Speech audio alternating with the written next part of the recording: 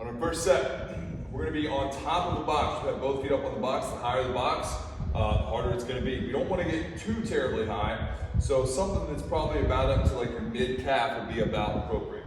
So what we're going to do is we're going to stand tall, and then I'm going to catch myself with one leg as I go down. So I'm going to step off, load up, and then power back up.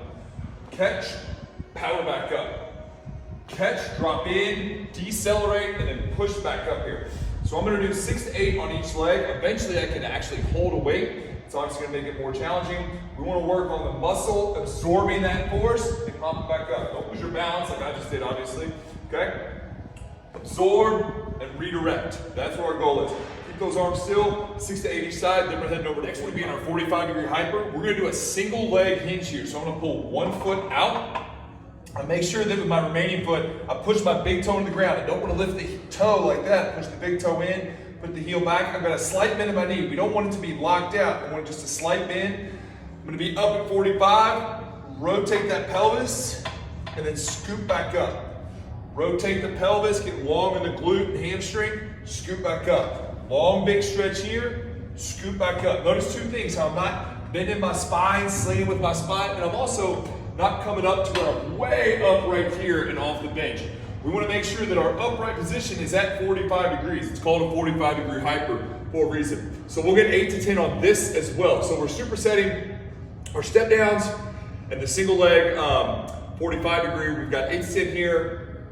We've got 6 to 8 there. 4 rounds. So our next circuit, we're going to have a single arm row on the TRX. So we'll loop the TRX straps. We're always going to hold the handle. All right, we're going to lean back. We're going to keep our chest and shoulders and hips square while we row with one shoulder blade.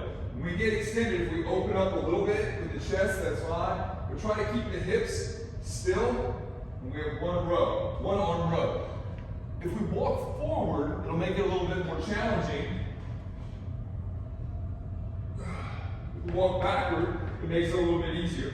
So you can adjust throughout the set as you need. You're not set in one spot. Start with it challenging enough, and as you get tired, you can move back and make it a little bit easier. Next, we're going to have, if you don't have a sled, you can just get a med ball against the wall. And we're going to be up against the sled, or you can have the med ball here, and we're going to give a big shove. You can throw the med ball into the wall. Then we're going to push up. We're right back up to our sled, get in tight, shove. Then we're back to a push up. We're going to do 10 of these, okay? So however much distance you have, it kind of doesn't matter. Do 10 push-ups with 10 shoves or 10 ball pushes into the wall. Either way, we're trying to get some power, strength, power, strength. 8 to 10 reps there, 8 to 10 reps on each side of the TRX.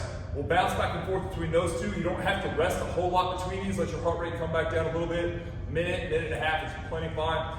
4 rounds. Our next circuit, we're going to have a bench that's about knee height, maybe a little bit shorter. All right, we're going to have a med ball.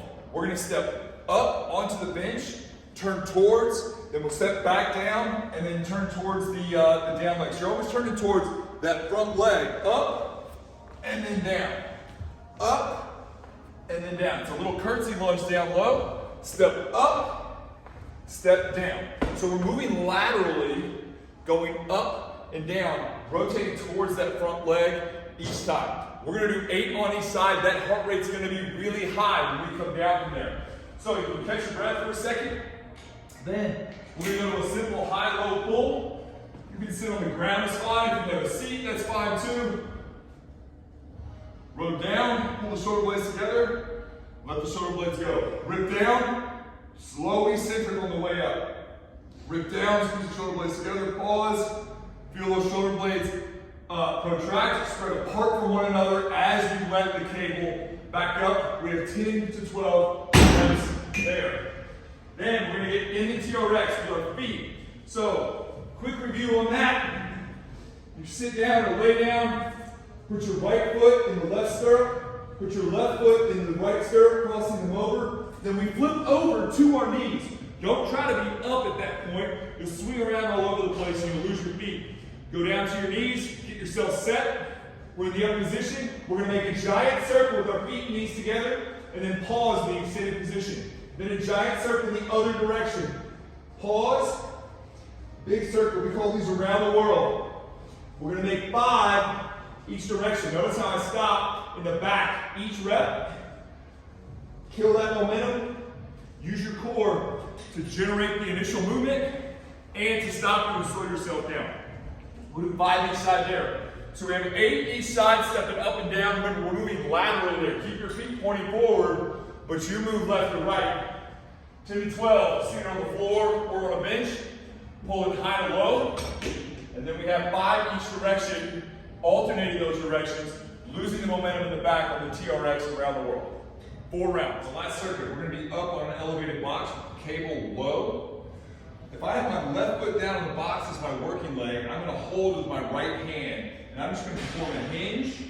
I'm going to keep looking directly at my anchor, and then I'm going to come right back up. I can put this foot back down, no problem. I've got a single leg hinge elevated with the cable pulling forward instead of the kettlebell or dumbbell tradition, a barbell pulling us down. And then scoop back up. So my knee stays a little bit over the midfoot. My shin doesn't move throughout the movement. Just a big hinge at the hip, big glute stretch, hamstring stretch. Scoop back up. We got 8 to 10 each side. From there, we're gonna grab a stick. You can elevate your heels on blocks, on slant boards, whatever you have is fine. Grab a stick. If you're strong as shit, you can grab a barbell. We're gonna hold over top. We're gonna do 10 reps where we squeeze the bar in, so I'm pressing my hands in together. And then do the exact same thing, 10 reps pulling the bar apart. About 30% effort there on those pulls and pushes. Keep the bar above your head. So as I'm doing this, the bar is gonna have a tendency to go forward like this, clearly not above my head, or it'll go back here like this. So check in with yourself and make sure that bar is actually staying over top of your head as we move. The idea here is that we're not moving fast, we don't have a ton of weight, but we're not gonna stop moving. So nice smooth movements all the way up, all the way down, keep moving throughout.